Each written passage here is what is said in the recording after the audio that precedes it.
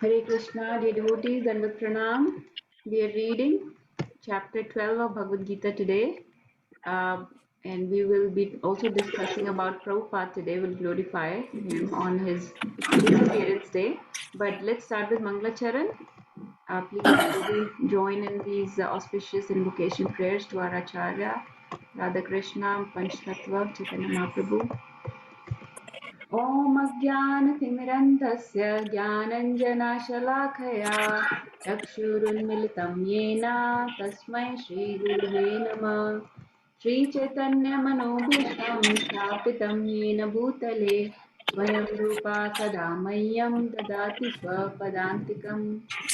वन्देऽहं श्रीगुरु श्रीयुतापदकमलं श्रीगुरुं वैष्णवांश्च श्रीरूपं साग्रजातं सहगण रघुनाथान्वितं सतं सजीवं साद्वैतं सावधूतं परिजनसहितं कृष्णचैतन्यदेवं श्रीराधाकृष्णपादान् सहगण ललिता श्रीविशाखान्वितांश्च हे कृष्णा करुणा सिन्धु दीनबन्धु जगत्पते गोपेश गोपिका कान्ता राधा कान्ता नमोऽस्तु ते तप्त काञ्चन गौराङ्गी राधे वृन्दावनेश्वरी वृषभानुसुते देवी प्रणमामि हरिप्रिये वाञ्छाकल्पतरुभ्यश्च कृपा सिन्धुभ्य एव च पतितानां पावनेभ्यो वैष्णवेभ्यो नमो नमः। जय श्री कृष्ण चैतन्य प्रभु नित्यानंद श्री अद्वैत गदाधरा श्रीवासादि गौर भक्तवृंदा। हरे कृष्णा कृष्णा कृष्णा हरे हरे, हरे रामा राम राम हरे हरे। नमो विष्णुपादाय कृष्णपृष्ठाय भूतले श्रीमती भक्तिवेदांत स्वामी इति नामिने। नमस्ते सरस्वती देवे गौरवाणी प्रचारणे निर्विशेष शून्यवादी पाश्चात्य देशतारिणे। मूकं करोति वाचालं पङ्गुं लङ्घयते गिरिं यत्कृपातमहं वन्दे श्रीगुरुं दीनतारिणं परमानन्दमाधवं कृष्णचैतन्य ईश्वरं। गुरुवे गौरचन्द्राय राधिकाय तदालये कृष्णाय कृष्णभक्ताय तद्भक्ताय नमो नमः। Hare Krishna. Okay, welcome everybody. Thank you for joining. Nobody was reciting today. Did I mute everyone? I was reciting, but you Oh, can know because it's just okay, in okay. mode I of thought invocation. maybe I muted everyone by mistake because typically everybody joins in. Okay, Hare Krishna. So we'll start with the chapter 12. Let's recite the whole chapter. This is a very short chapter, but very important. Um, so let me pull it up very quick. So this is the chapter titled Devotional Service or Bhakti Yoga, right? So it is very important. Remember that in the Bhagavad Gita, the middle six chapters cater to Bhakti Yoga, right? We started from chapter 7 till chapter 12 are like imagine that in a diamond box, there is a diamond sitting in the middle. So you have to open the top lid and then there is a bottom lid and it is carefully preserving this diamond or this pearl, whatever jewel you like, in the middle, in between those two lids of the box. So the first six chapters and the last six chapters of Bhagavad Gita are like those two lids that are protecting this very important aspect of Bhagavad Gita in the very center, which caters to Bhakti Yoga. So these seven chapters are very these six chapters are very important, and this is the last one of that series. So this is the culmination of Bhakti Yoga, we'll see. But of course, if you're reading Prabhupada's Bhagavad Gita as it is, Prabhupada has peppered in the entire length and breadth of his purports with Bhakti Yoga. So you cannot escape devotional service or Bhakti Yoga even if you're reading about Dhyan or Gyan or Ashtang or Sankhya or anything else. Prabhupada has given us Bhakti of Krishna everywhere. That is the beauty of his purports. So let's recite this whole chapter very quick. This is actually one of the chapters that people even memorize, and it is considered very auspicious to recite this chapter, especially in the month of Kartik. So let's go through the whole 20 verses, one after another. Let me pull up the while I'm pulling this up, does anybody want to summarize the chapter 11 for people that did not attend all the classes? Maybe one of the kids can summarize the chapter. Who would like to do that? I can't see hands. Yes, Avni, go ahead. So, chapter 11 is the universal form, and it's just when Krishna shows his. So when Arjuna asks, so Krishna finished telling Arjuna about his opulences. So then Arjuna asked Krishna to show him his universal form. So then Krishna gave Arjuna the divine vision, and then he saw the universal form, which is really scary. And then after that, Arjuna asked Krishna to show him the Narayan form, which is used for devotional, or like the main deity in the Vaikuntha planets or whatever. Yeah, Vaikuntha planets, right? Mm-hmm. And then he went back to the two-handed Krishna form, which is really friendly and really nice. And yeah. Yeah. Thank you so much, Avni. Yeah, that was the gist of the whole chapter, right? So, and in the last two verses, 11.54 and 55, Bhaktyatva Ananya Shakya, and the last one was Mat Karma Krin, right? Both of those verses, Krishna emphasized on the bhakti aspect of the self-realization. So how with devotional service one can easily reach Krishna, Bhaktyatva Ananya Shakya, that if you are exclusively devoted to me, you will come to me, right? He basically established that bhakti is the ultimate path of self-realization. So in the 12th chapter, he will continue on this theme. That is why it is called Bhakti Yoga or devotional service. But yes, exactly what Avni described.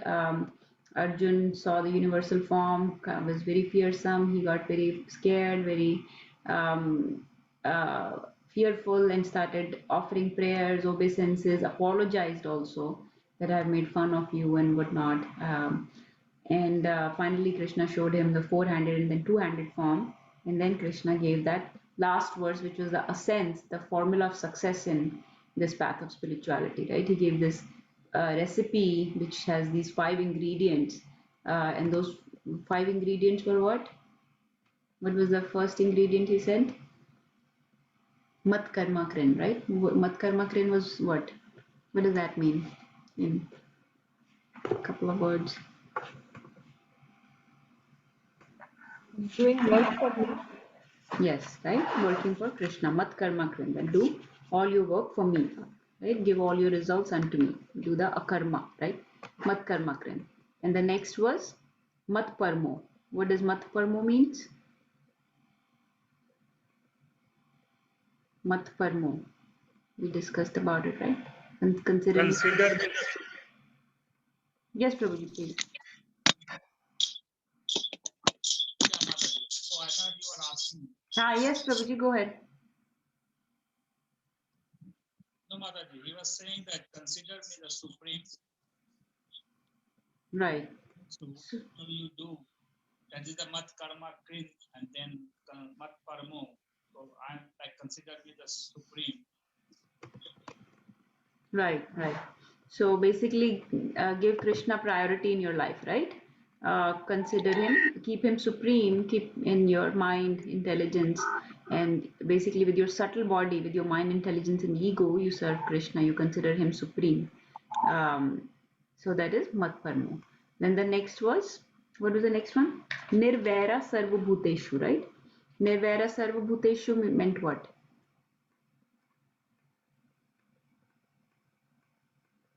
Who would like to say? Anita Mataji or Namita Mataji, would you like to say? Nirvaira Sarva Bhuteshu. I forgot, Mataji. Yeah, No enemies. No, Vasita. Yes, Mataji. Yeah. Yes.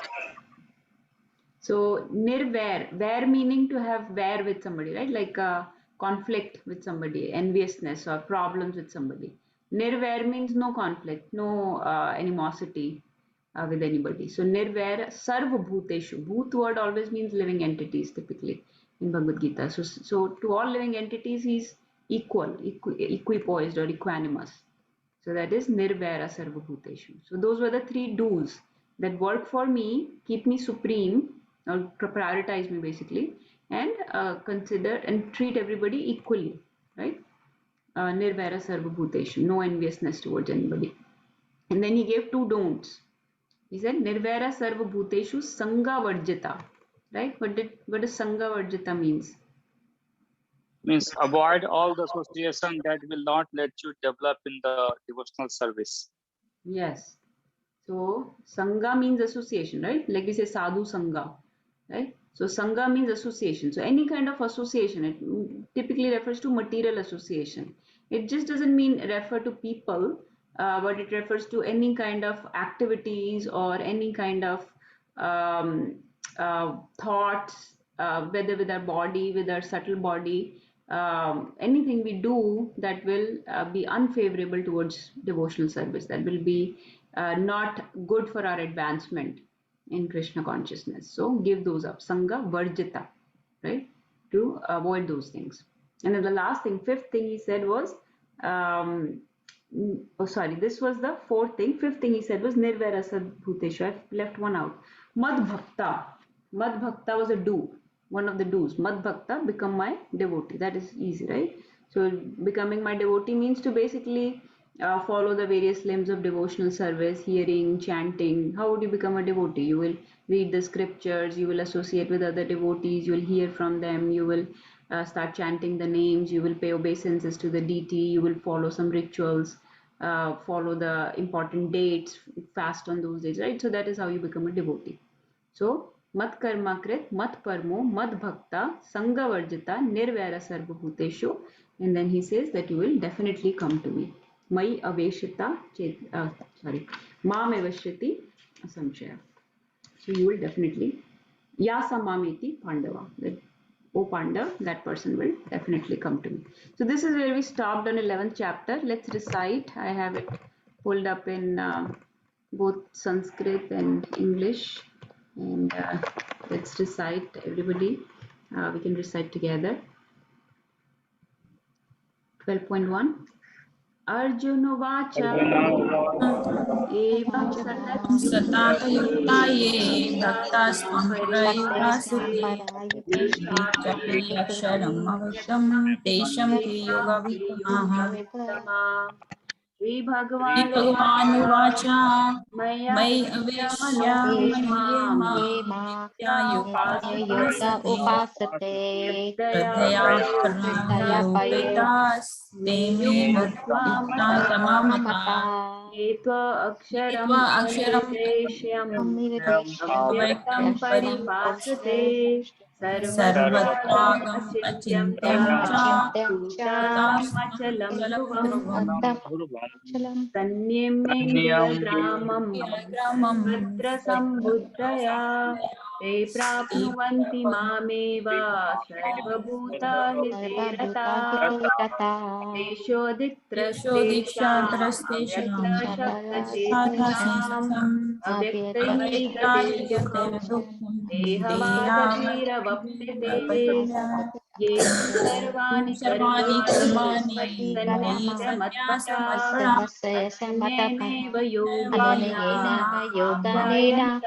ध्यायन्त Upasate उपासते तेषामहं तेषामहं समर्थः समर्थः मृत्यु Pratyu संसारसागरः Samatara भवामि भवामि नाचिरात् नाचिरात् पार्थ पार्था मयि मय्यवेशितचेतसाम् अव्यस्येताचेतसाम् मय्येव एव मनाः Eva सन्तः Mama मयि Advasya बुद्धिं Mahi निवेशय निवेशया Buddhim निवसिष्यसि निवस्यासि मय्येव Devaya तत्र Deva ऊर्ध्वं Utatur संशया अथ Nasaya चित्तं तथा समाधातुं न नाशास्मसि नाशास्नोषि मयि मयि स्थिरम् स्थिरम् Apyasa अभ्यासयोगेन Yogena योगेन ततो ततो माम् मामिच्छा इच्छा भूत धनञ्जय अभ्यासेऽपि यो असक्तोऽसि मत्कर्मा परमो भव मदर्थम् मदर्थम् अपि कर्माणि कर्माणि कुर्वन् सिद्धिम् कुर्वन् सिद्धिम् अवाप्स्यसि अवाप्स्यसि अथैतदपि असक्तोऽसि असक्तोऽसि कर्तुम् मद्योगम् मद्योगमाश्रितः सर्वकर्मफलत्यागं ततः कुरु यथात्मा श्रेयो हि ज्ञानम् अभ्यस्यात् ज्ञानाध्यानं ज्ञानध्यानं विशिष्यते विशिष्यते ध्यानात् ज्ञानकर्मफलात् त्यागज्ञानतिरनन्तरम् अनन्तरम् अद्वेष्टा सर्वभूतानां मैत्रः करुण एव च निर्ममो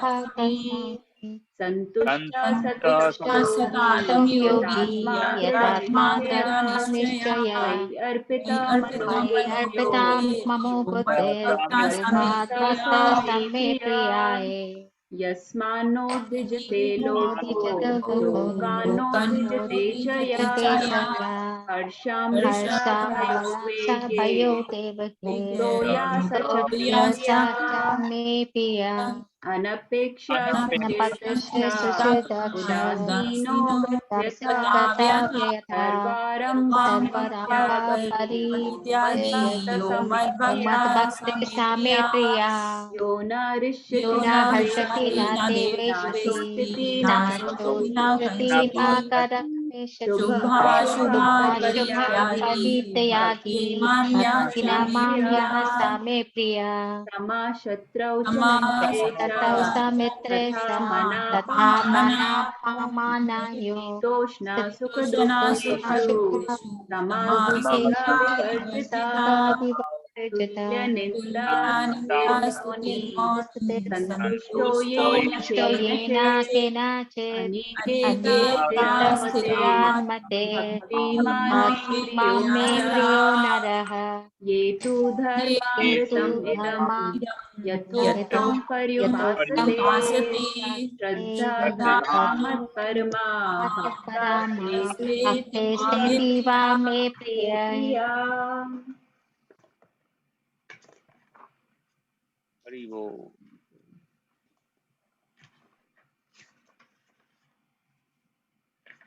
Hare Bol, Hare Krishna. Thank you everybody for reciting.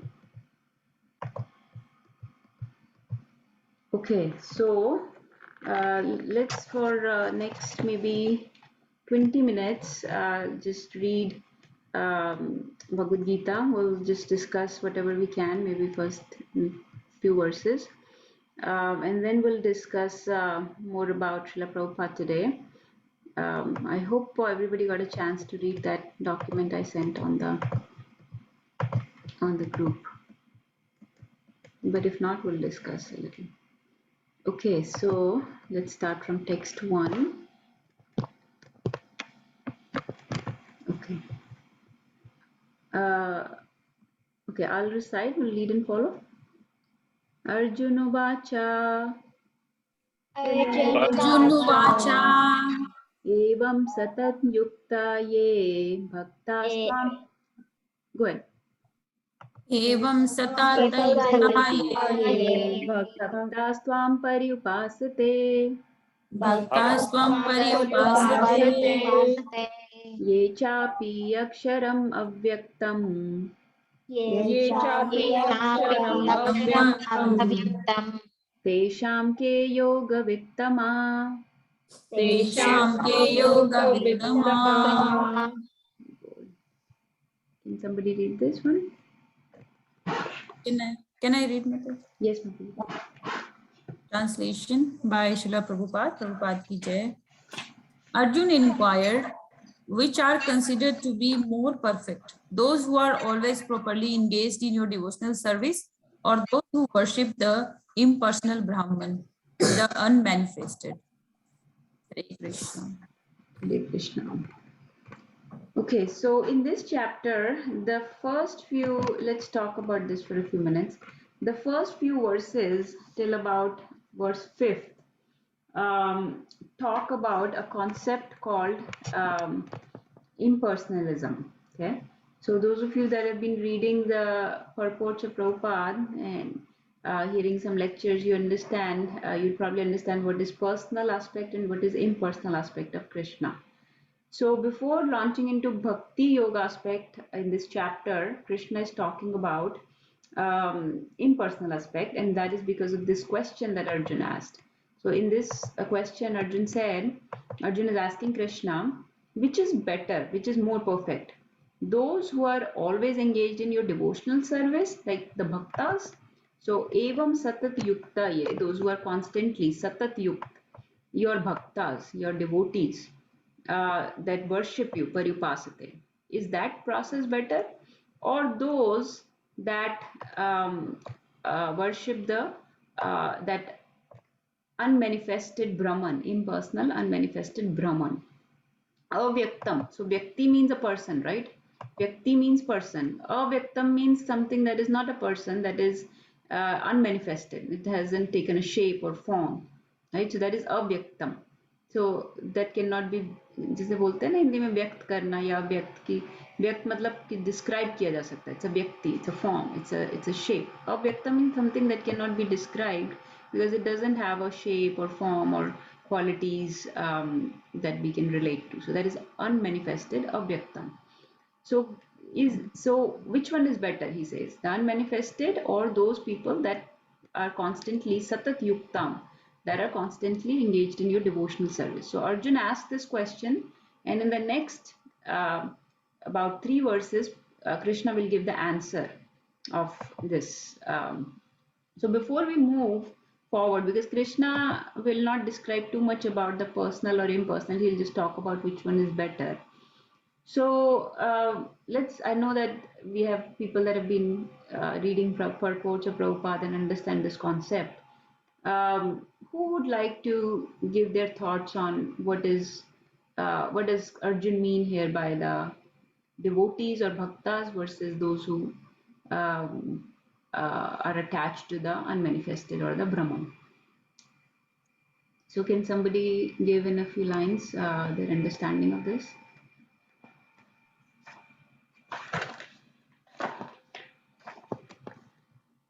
Let's see. Sheetal Mataji answering? From the impersonalists that I understand is like people or devotees who engage in the worship of the Lord, but they do not worship the personalized form. They worship maybe the Brahma Jyoti, effulgence, and like through meditative techniques when they are doing like the Buddhist meditation could be an example. Right. And as compared to the personal aspect is where we say that Lord Krishna has the two-handed forms and all the personal aspects as compared to like what we can perceive like human beings. Right. Okay. Yeah. Thank you, Mataji. Who else would like to say something? Let's see. Yes, Prabhuji. Nana Prabhuji, please go ahead. In Hindi, they is called Sagunvadi or Nirgunvadi. He is asking Sagunvadi, those who worship the Lord. They see in the form, some murti या इसमें, but in Nirgunvadi they don't see. निर्विशेष जो होते हैं दिखते नहीं है, ऐसे भगवान की पूजा करते हैं.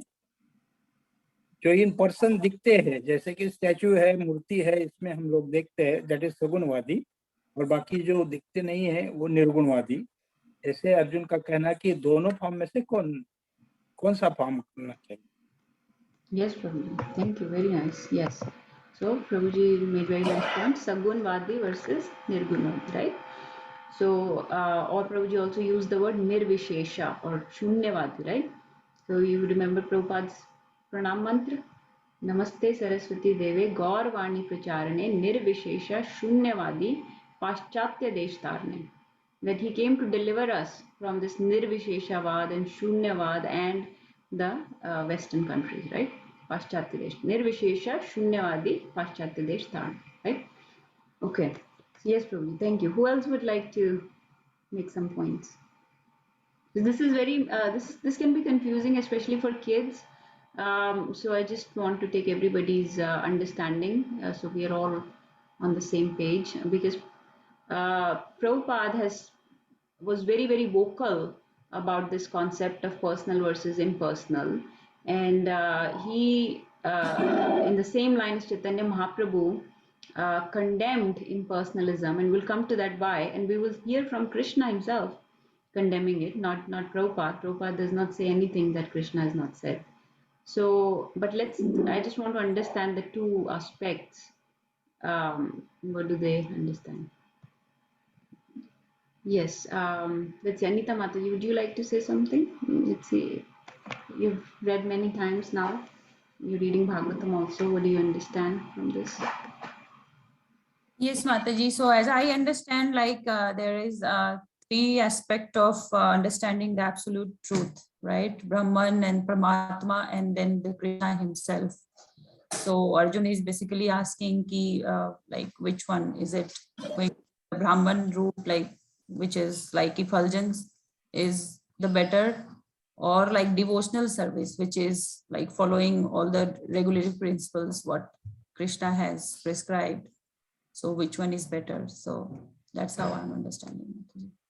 Okay, yes, Mataji made a very nice concept, gave a very nice verse actually.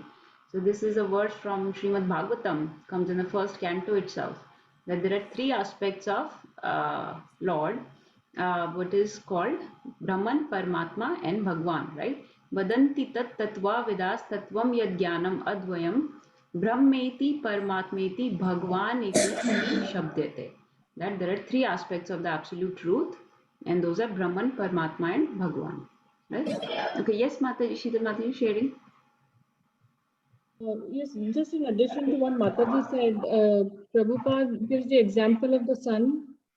You know, the sunshine, the sun rays and the sun disk itself. Like, so you can compare the Brahman aspect to like the sunrise, the sun rays, the rays of the sun, where you can feel the heat, but you just don't directly experience the sun, and you feel the sunshine. And then one is going towards the understanding the Paramatma aspect, where you go to the surface of the planet, and then understanding the Bhagwan aspect, where you get into the sun disk itself. Yes, Mataji, thank you. Yes, that analogy is very popular, of the sun rays, sun disk, and then the sun god himself. Or yes, Navya wants to share. Go ahead, Navya. The Brahman is something that like doesn't have a shape or like you can't describe, and the other one is where it's like the two-handed form with the flute and all. Okay, very good. Yes. So, like producing Sagun and Nirgun, right? You cannot describe, and the other one is full of there are names, there are forms to the Sagun, there are qualities, there are pastimes, there are exchanges that can happen, relationships can be established, deity can be established in temple, service can be performed. So that is only because of the Sagun aspect of Krishna, or the Bhagwan aspect. Okay. See, maybe one or more. Ravi Prabhu, you want to share something? Mataji, I think everybody has shared about the same thing. The question is coming from Arjuna Ram after he saw the all forms of the Lord himself. He saw the materialistic form, and then he saw the Chaturabhuj form, then he saw the two-handed form. Then he's asking after that, now he's asking, then people are also following the Gyanis, like they go by their knowledge base, trying to get knowledge and Gyan Yoga. So he's asking basically now to completely confirm which one you consider is the best one.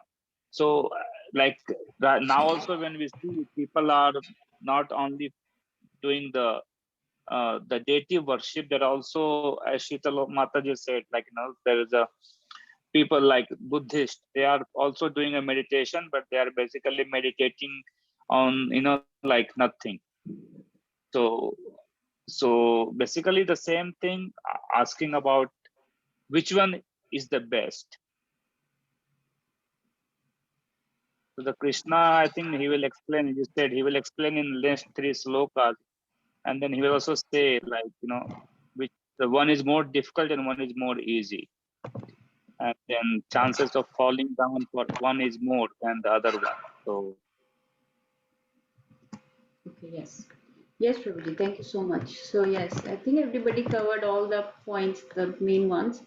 Nirbhay Prabhu, do you want to share anything? I'm just establishing the basic baseline understanding, and then we'll build upon it. Correct. Hare Krishna. So yes, I think everybody said already, we are talking about Nirvishesha, like is it Sagun or Nirgun? Uh, Nirgun in the sense of it cannot be described, and the form without a form, and with a form and qualities, and without the form and qualities is the two thoughts. Um, so just like we said that we think that the Sagun form is better, and even a lot of people believe that, including Lord Brahma, right? Ishvara Parama Krishna Satchitananda Vigraha Anadiradir Govinda Karana Karana. So Lord Brahma is saying in Brahma Samhita prayers that Ishvara Parama Krishna Satchitananda Vigraha. Vigraha means the Satchitananda which has a form. So Krishna is the Supreme Personality of Godhead, which has the form and the qualities, these three qualities, Sat, Chit, and Anand qualities, completely. That is Krishna, that is Bhagwan. Whereas the understanding of Brahman is a partial understanding. It is just like Sheetal Mataji explained. Knowing something can be at different levels. You can know something partially, or you can try to know something completely. So Bhagwan is the complete understanding. Just like in the example, the sun can be understood like that there is the sun is the heat rays that is pervading everywhere and they causing the heat. The sun Nirbhay, rays. can you speak loud? It is very Okay. faint. So yeah, so I was saying that sun rays can be pervading everywhere, and you can feel the heat of the sun. So that can be one understanding of the sun, that there is the sun rays. But then even better understanding is, okay, that sun rays is actually coming from this star, or this thing that is the sun itself, and that thing has a surface. So that is like the Paramatma understanding, that there is a planet or sun is there. It has a surface of it which is emanating the heat, and then there's actual deity, which is the even higher understanding, that there is actually the deity of the sun, or they can be there's a being in there, or being actually on the planet or inside the planet. That is the best understanding. There are multiple other such examples. I was just telling Navya that the example of the train is also given in similar for similar understanding, that one person who has, let's say, never seen a train, and a group of people are trying to understand like what a train is. They go to the railway station to try to understand what is a train. So, initially there's a sound of the train comes, or the light and sound comes of the train. It's coming from far, and say, oh, okay, okay, now I know what the train is. It is the sound and the light that comes like this. That means that is a train, and they go. They don't go for the further. They don't wait for the actual train to come. So that is like the Brahman understanding, that you understand a part of it, but not the whole. Then there are some more people who remain, who say, okay, they see the train coming and say, oh, okay, okay, this is actually something that moves. We saw form. There's a thing that is metal thing that is running. It's a vehicle. Okay, so that's what a train is, and they leave. The people who wait for the train to actually come to the station, they can see that actually there are seats inside it, they can walk inside it, there are people inside it. So that is the complete understanding of what the train is. And that is the difference between the Brahman realization, the Paramatma realization, and then the Bhagwan realization. So the Bhagwan realization is the complete realization, which basically you are understanding from where is that effulgence, the Brahman coming. So, if there is light, then there is a source of the light. So we are looking actually understanding what the source is.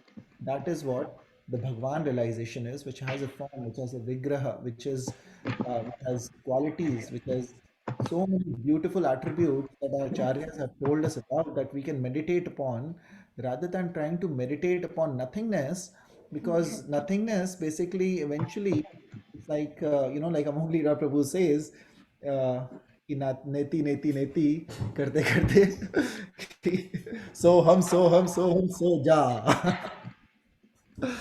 So Hare Krishna. So actually, so we have read in the earlier chapters a lot about this. Prabhupada has given us a glimpse of all this bhakti yoga earlier. For those who may not be able to even reach to till here, at least they also get the understanding. So we didn't want to leave anybody out of it. So we covered Prabhupada today's very, very auspicious special day, Prabhupada Disappearance Day. And just want to say my two words. But I may have to leave a little bit early, um, just want to say that how grateful we are and we should be to Prabhupada, who has given all this knowledge to us in easily understandable languages, local languages, English for us to understand. And so many people, so we do book distribution nowadays, and all the devotees here have been wonderful in doing the book distribution. But we realize that how people are really wanting this knowledge in something, in a language that they can understand. People ask for Telugu Bhagavad Gitas, Bengali Bhagavad Gitas. So in language that they can understand, they have been missing. They're like, they're already in so late in their life, right? We have spent 30-40 years, and only in the last few years we have got this knowledge because of Prabhupada. And similarly, we see so many people who have not been able to get this knowledge, but now they, 100 years ago it was more easy to say, oh, I didn't get a chance, but now it is all very easily available thanks to Srila Prabhupada. And there is really no excuse that we should not be seeking this knowledge and trying to get this and understand this knowledge. So, thank you. Hare Krishna. Okay, thank you, Nirbi Prabhu. Let's read next couple verses because Krishna is giving the answer of which one is better to Arjun, and then we'll discuss more in detail about what it means about impersonalism or personalism. Okay, let's read 12:2. Shri Bhagavan Uvacha Shri Bhagavan Vacha Maya Veshya Mano Ye Mam Maya Vaishyamano Yema Nityayukta Upasate Nitya Ukta Upasate Shraddhaya Paryopetas Shraddhaya Te Me Yuktatma Mata. Deme Yuktatma Mata. Okay, can somebody read this? I can read it, Mataji. Yes, Hari Mataji. Bol. The Supreme Personality of Godhead said, those who fix their mind on my personal form and are always engaged in worshipping me with great and transcendental faith are considered by me to be most perfect. Hari Bol. Vibhor. So here you hear from Krishna. So he's saying, let's take the last line. Te me yuktatma mata, that this is my opinion. Just like he said in 6th chapter, right? 6.47, he says, Yoginam api sarvesham madgatinantaratmana shraddhavan bhajte yo mam sa me yuktatma mata. So actually he's given this opinion before also. He said the similar thing, right? Sa me yuktatmo mata. That it is my opinion that among all the yogis, yoginam api sarvesham, madgatinantaratmana, somebody who always thinks of me, Shraddhavan bhajte yuman, with the faith, who worships me, who does my bhajan. Shraddhavan bhajte yo mam, same yuktatmamana. That is perfect according to me among all the yogis. So similar thing, he's giving an opinion here, and Krishna's opinion is all that matters. I mean, if we are trying to please Krishna, then his opinion is what we will take as the instruction, the supreme instruction.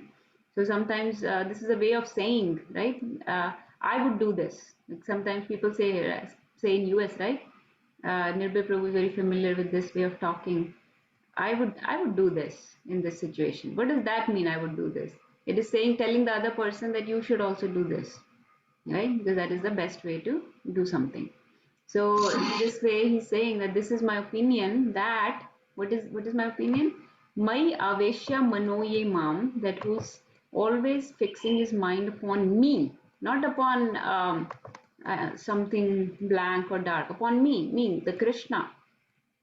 Nitya yukta upasate, and always engaged in my worship, upasna, shraddhaya, with faith, with love, with devotion, paryopetas. Paryopetas means so who the transcendental faith endowed in them. They do the nitya yukta worship. They think about me all the time. So it is very similar to the same shloka 6.41, that Shraddhavan Bhajte Yo Mam is here. Shraddhaya, who do the Nitya Yukta Upasna, right? And those who are always thinking of me, Madgatin Antaratmana, in that one, he says. So it is very, very same thing that he's saying again. They are considered to me by to be the most perfect. So that is my opinion. So between the two, these are the people. Let's read one more and then we'll discuss a little bit.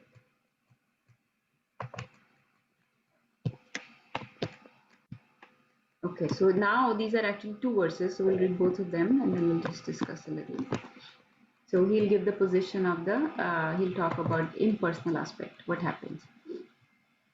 Ye tva aksharam anirdeshyam Aksharam anidesham Anidresham avyaktam paryupasate vyaktam Vyaktam paryupasate paryupasate sarvatra gam achintyam cha sarvatmagam sarvatam achintya chintyam cha कूटास्थम् अचलं ध्रुवम् kutastham achalam dastam dhruvam chilam dhruvam संयम्येन्द्रियाग्रामम् ambe Sanyamindriyagramam indriyagramam सर्वत्र समबुद्धया sarvatra sarvatmasamabudaya samabuddhaya ते प्राप्नुवन्ति मामेव te te prapnuvanti mameva prapnuvanti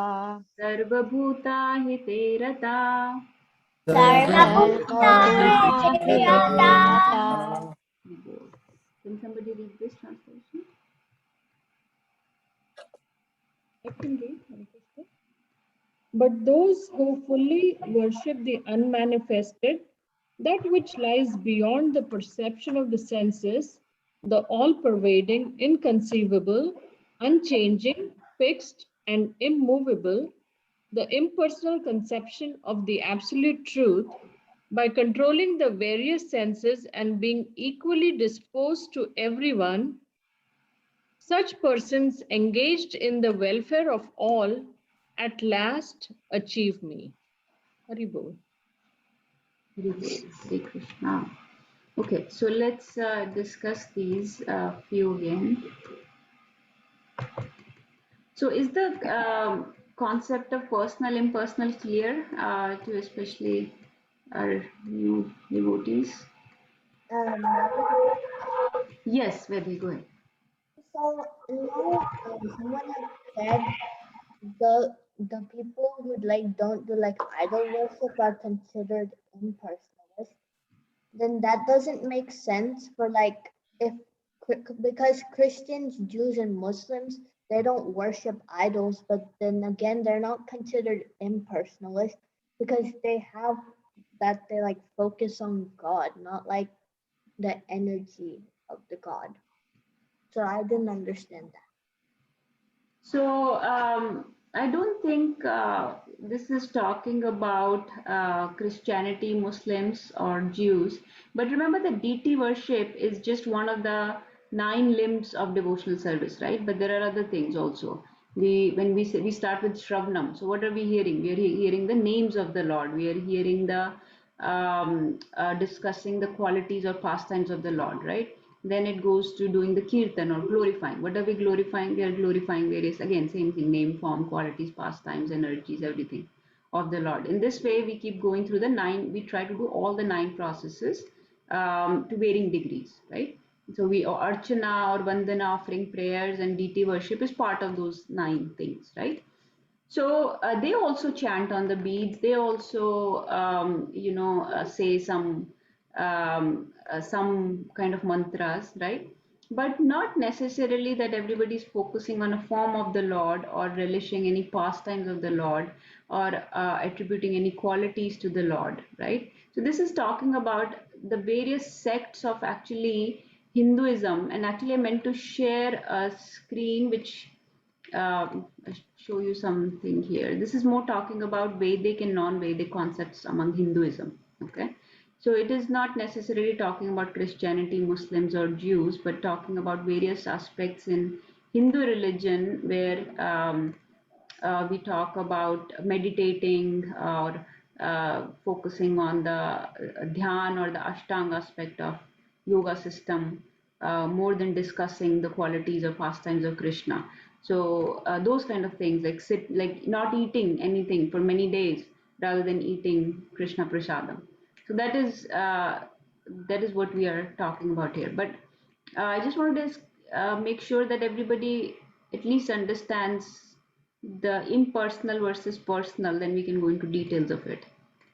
So like Priya Mataji or Abhishek Prabhu or all of you or Vinita, do you understand what the context is here, what we are talking about? Right? Okay. Right? So Abhishek Prabhu, would you like to say something? So I know what your understanding is.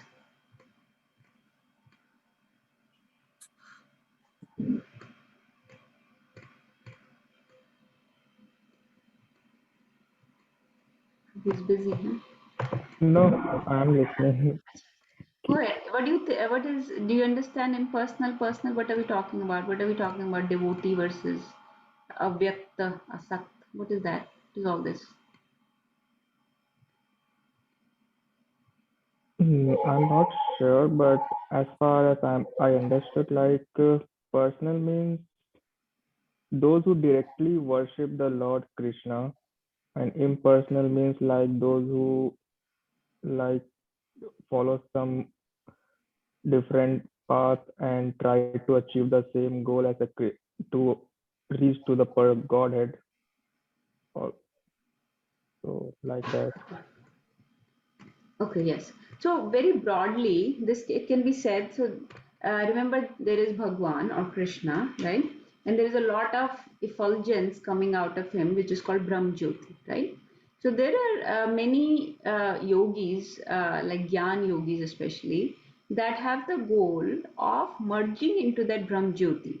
That when they leave their body, this is very broad concept. That when Yeah, they leave their body, they will merge into this Brahm Jyoti or Brahman effulgence, which is all pervasive, which enters into everything, every single particle, right? So imagine sun has sun rays. That is what we were talking about, sun and rays. That this sun rays enter everything, right? So similarly, the effulgence coming from Krishna enters into everything and everywhere. And their goal is to come out when they leave their body, the spirit soul will get liberated and merge into this Brahman. This is liberation. Okay. This is called moksha. Now this is one type of moksha. There are 5 types of moksha. This is one type where you merge into the supreme. This is the goal of various some practitioners of self-realization like Gyan yogis. Okay, they try to achieve this supreme Brahman by focusing on, by sitting in silence, by meditating on either Paramatma or this Brahman, by following a very, their path is very virtuous and righteous. Like like Krishna is describing in this verse that we read, that they are equal to everybody, they are non-violent, right? They don't kill animals, they're not, they're in mode of goodness, they're very sattvic people. So much like Vaishnavas basically, right? So the mood and everything is same, except the difference is that one, where your personal is devoted to Krishna. Devoted means, devotion means love, right? Love can happen only between two people. You need two people to love, right? Only then there can be love, right? So if there is a person, then you can have love and devotion. So there is no concept of being a devotee or devotion when we talk about impersonalism. Okay. So with devotee, it means that you are exchanging loving relationship with the Supreme Father, the Lord, right?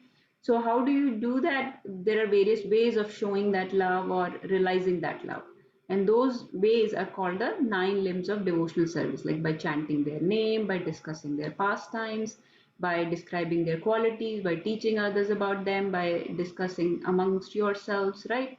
So many ways, or by doing deity worship. Those are just ways of showing your love or realizing that love, making that love stronger.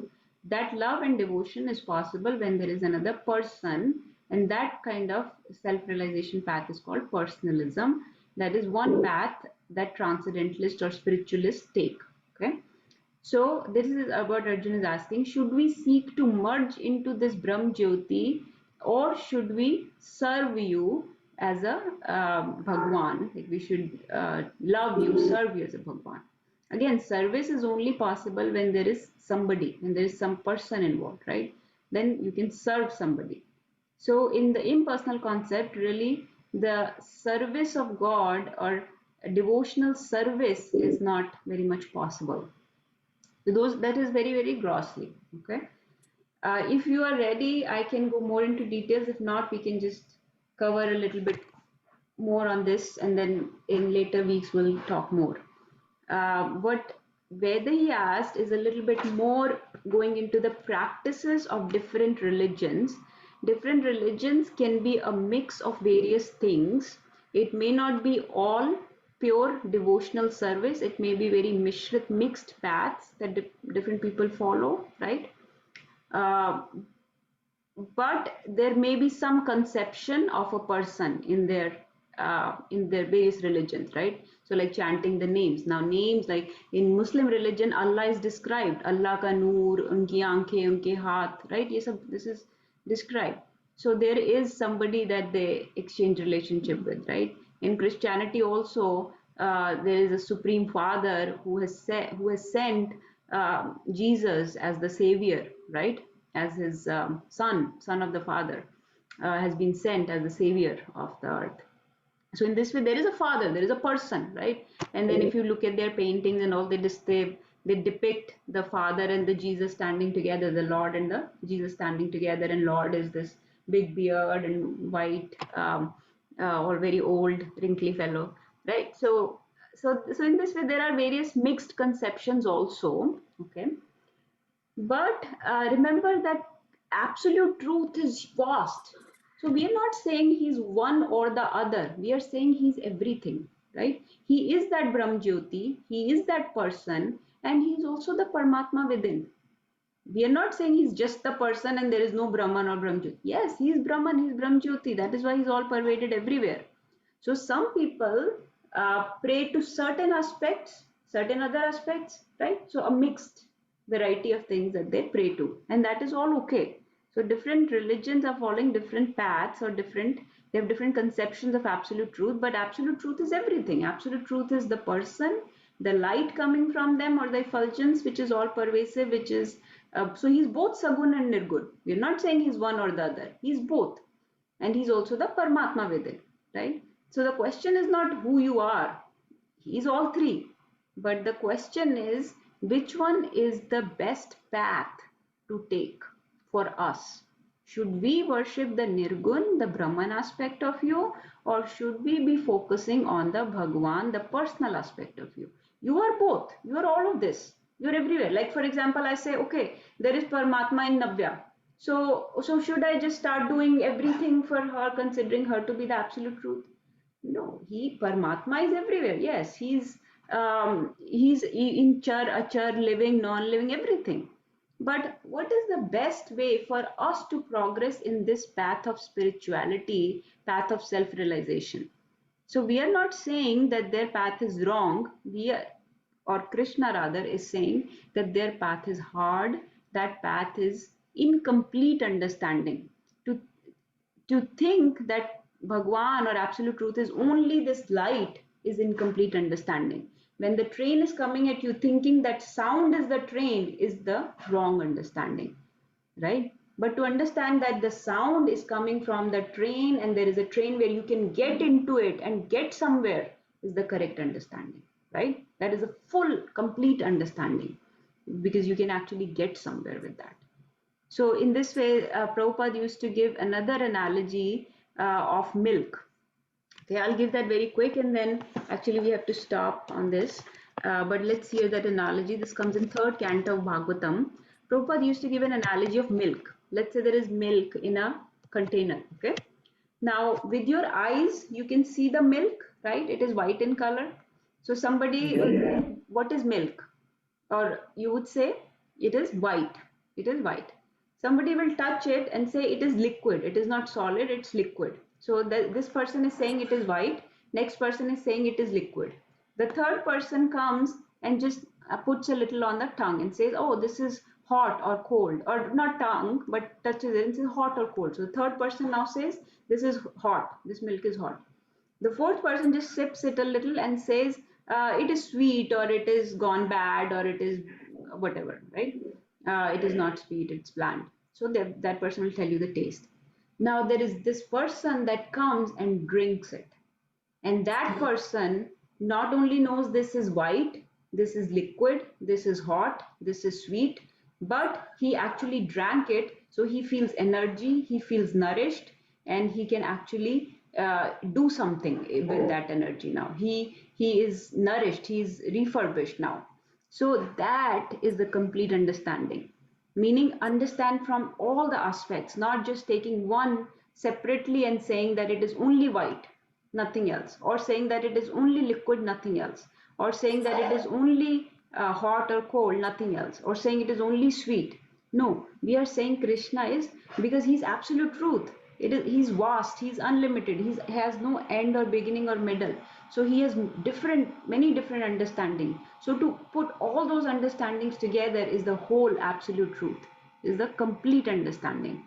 So to drink that milk will nourish you. So in similarly, if we are exchanging with the Bhagwan aspect of Krishna, we are nourishing ourselves because we are not sitting in silence. We are chanting his names and singing his glories. We are doing his kirtan, right? We are not just fasting. We are eating Krishna prasadam. So we are nourishing our body, right? We are not just saying no to all material books. I will not read any books. No, we are reading Bhagavatam and Bhagavad Gita. We are not saying we will not, I'll detach myself from the world and not meet with anybody. No, we will meet with the devotees and sadhus and Vaishnavas and hear from them and advance on this path. So in this way, this is what Chaitanya Mahaprabhu taught. This is what Krishna teaches in Bhagavad Gita, right? In second chapter also Krishna says that instead of separating yourself from the sense objects or vishay is the sense objects, right? कि आंखें हैं तो कुछ तो देखेंगी ही, कान है तो कुछ सुनेंगे ही, जीभ है तो कुछ टेस्ट करेगी ही. So to separate them from sense objects is very difficult, very austere, and almost not possible because you've been given this body for a purpose. Otherwise, why take take this body? Body was given to you by Krishna to use in his service. So use those mind, that intelligence, those senses in his service, right? If you wish to speak Hari Katha, speak Bhagavad Gita shloka, speak Hari Kirtan, sing Hari Kirtan, right? If you want to use your tongue better, then taste prasadam, right? Chant the names of, vibrate the names of Hari on your tongue, right? If you want to use your eyes better, then read Bhagavad Gita or Bhagavatam. So in this way, you use all your senses, all your faculties, all the energies and resources given to you by Krishna in the service of Krishna. So that is the whole absolute truth, which we can only, we are very small. So we have to use everything we have been given to use in service of Krishna and exchange with him, have relationships with him, right? So that is just a little breakdown of impersonal or personal concept. Yes, Sheetal Mati, are you sharing something? Mataji, very well said, very well explained. Kudos to you. And one other thing that I was just going to say, the understanding of Nirgun, from what I've heard from the lectures, जब हम बोलते हैं निर्गुण है, इसका मतलब ये नहीं कि गुण नहीं है, वो गुणों के परे है. Like beyond the Rajo, Tamas and Sattvic gun is transcendental. So that is how we should also understand the Nirgun. Not that he has no gun. Yes, Mataji, very, very nice. Yes. So Brahman does not mean that Nirgun, because has all the qualities. It's just 3 gunas or 3 modes of material nature is, he's not contaminated by those. He's Nirgun. He's transcends those 3 modes. Very nice, Mataji. Yes. Very important point. And he has no material qualities or spiritual qualities. Okay, let's stop here. We'll discuss more later on. I wanted to talk about Prabhupada just a little, and I wanted to actually show you a movie about him. Let's hold on. Hare Krishna, Hare Bol. Thank you. Right.